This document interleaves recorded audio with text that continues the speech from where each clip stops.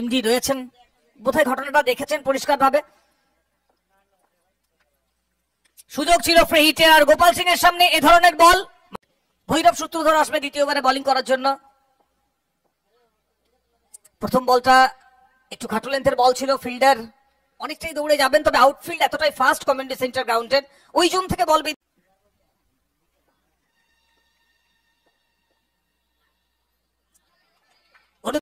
Power play এটা অন্তিম over. Bhairab এই মুহূর্তে লং অফ ফিল্টার, সব মিলিয়ে ফাইনাল ডেতে এসে যখন আমরা পৌঁছে গেছি, একদম ভেরি ফার্স্ট অনুভূতিতে জানতে চাইবো কেমন লাগছে।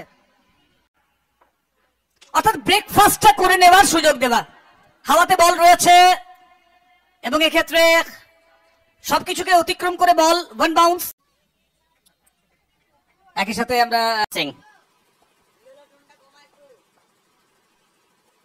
बड़ा शॉट, पीछे खिलाड़ी बनेंगे दर्शक, मैक्सिमम